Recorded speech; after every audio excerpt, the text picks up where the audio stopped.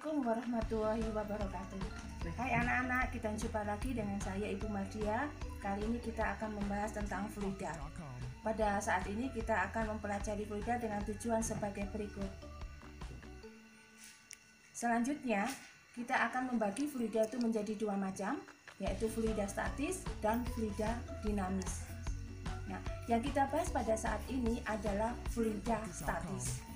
Di sini nanti kita akan menerapkan fluida statis dan bagaimana diterapkan pula dalam teknologi.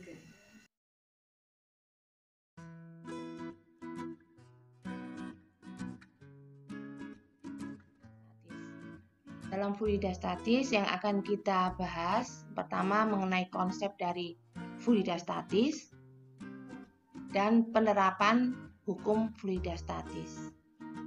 Untuk konsep fluida statis nanti kita akan membahas tentang tekanan, terutama tekanan hidrostatis, tekanan mutlak, dan tekanan permukaan.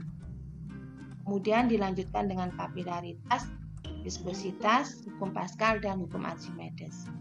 Untuk penerapan hukum fluida statis, ini nanti terutama penerapan pada hukum Pascal dan hukum Archimedes. Oke, kita mulai tentang konsep dari fluida statis.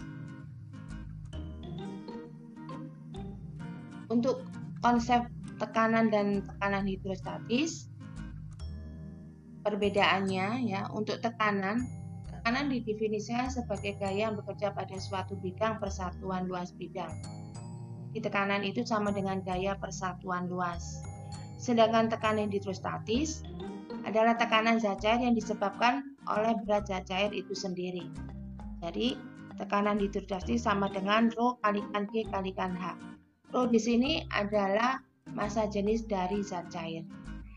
Sedangkan G-nya percepatan gravitasi biasanya kita pakai 9,8 atau 10 meter per sekon kuadrat. Sedangkan H di sini diukur dari permukaan fluida atau zat cair sampai ke dalam dasar dari fluida atau zat cair. Oke, kita lanjutkan lagi. Nah, tekanan hidrostatis pada bejana yang berisi gabungan fluida maka merupakan penjumlahan keseluruhan fluida yang ada pada wadah itu. Misalkan di sini ada dua fluida pertama dan fluida kedua. Maka nanti tekanan hidrostatisnya merupakan penjumlahan dari tekanan dari dua fluida ini. Jadi nanti Rho GH1 ditambah dengan Rho 2 G2. Sedangkan tekanan hidrostatis pada pipa U yang berisi gabungan fluida seperti ini, maka di titik ini dan di titik sebelah sini B ini mempunyai tekanan yang sama besarnya. Sehingga nanti tekanan di A sini yang mempunyai H1 dan tekanan di B yang mempunyai H2 mempunyai besar tekanan yang sama. Dengan kata lain, karena G di sini di A dan di B adalah sama, maka nanti persamaannya menjadi Rho 1 kali H1 sama dengan Rho 2 kali H2. Rho 1 bertempatan pada di sini pada fluida A dan Rho 2 pada fluida B.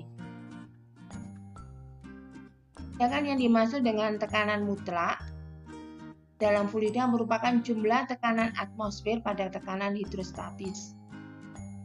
Jadi tekanan hidrostatis merupakan tekanan yang terukur. Jadi P sama dengan PO ditambah Rho GH.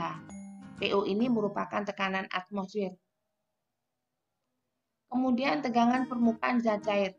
Tegangan permukaan terjadi karena adanya kohesi di bawah zat cair yang lebih besar daripada kohesi di permukaan zat cair. Sehingga permukaan zat cair akan cenderung mengkerut dan membentuk luas permukaan sekecil mungkin. Jadi tegangan permukaan sama dengan gaya persatuan panjang permukaan. Dan di sini dicontohkan oleh serangga yang ada di permukaan zat cair. Seolah di permukaan zat cair ini ada lapisan tipis yang melindungi supaya serangga ini tidak tenggelam ke dalam zat cair. Surfaktan adalah zat yang dapat mengaktifkan permukaan karena cenderung untuk terkonsentrasi pada permukaan atau antarmuka. Contohnya di sini adalah air sabun. Sehingga nanti tegangan permukaannya sama dengan W dibagi 2L. ini adalah berat dari kawat yang menuju ke gravitasi bumi. Kapilaritas adalah peristiwa naik turunnya zat cair dalam pipa kapiler atau pipa sempit. Kapilaritas dipengaruhi adanya kohesi dan adhesi antara zat cair dengan dinding kapiler. Jadi kenaikan dari permukaan fluida atau zat cair diberikan persamaan 2 kalikan gamma cos theta per rho kalikan G dan R. R ini adalah jari-jari dari pipa kapiler, sedangkan rho-nya adalah massa jenis dari zat cair. Sedangkan theta di sini adalah sudut kontak yang dibentuk antara dinding dengan kenaikan permukaan atau penurunan fluida. Selanjutnya viskositas. Viskositas di sini adalah gerakan dari lapisan fluida yang akan menimbulkan gesekan. Jadi makin besar viskositas fluida, makin sulit benda tersebut dalam fluida bergerak. Seperti ini. Dicontohkan. Ya.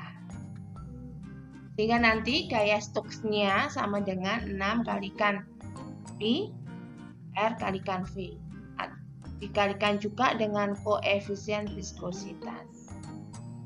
Kita lihat di sini ada gaya ke atas FA, kemudian gaya viskositasnya ke atas, dan berat dari benda M kalikan G. Dan nanti bendanya teluncur menuju ke bawah dengan kecepatan sebesar 2R kalikan G per 2 kalikan koefisien viskositas dikalikan dengan massa jenisnya bola dikurangi dengan massa jenisnya fluida. Lanjutkan lagi. Kalau tadi adalah konsep tentang fluida statis, nah sekarang hukum yang ada pada fluida statis.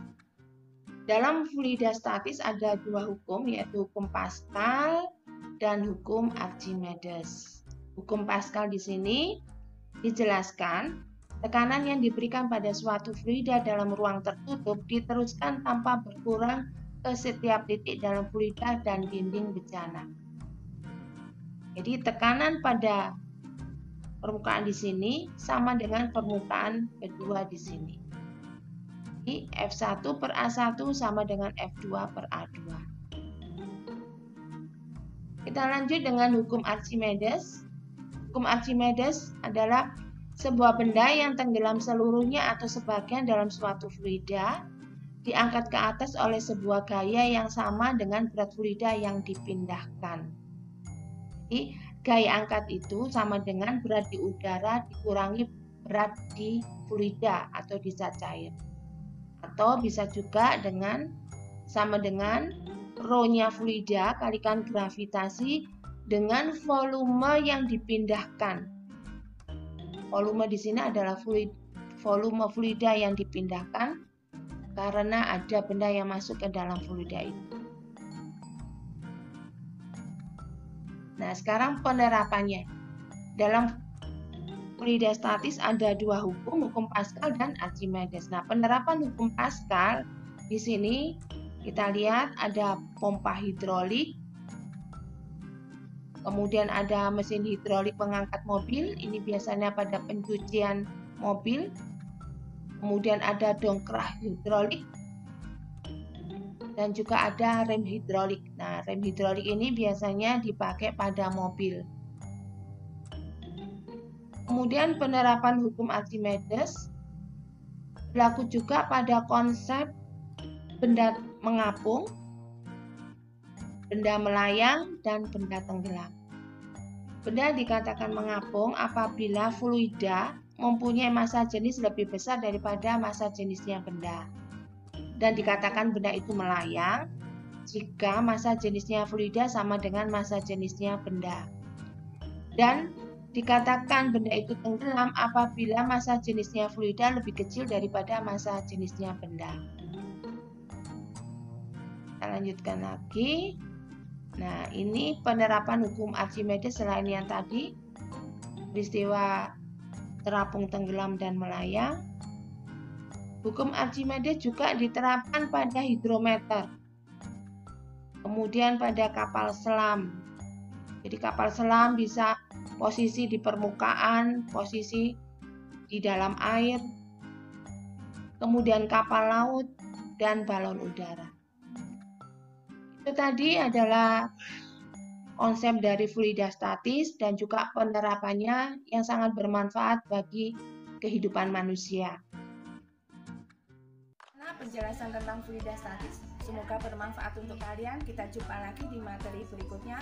Terima kasih. Wassalamualaikum warahmatullahi wabarakatuh.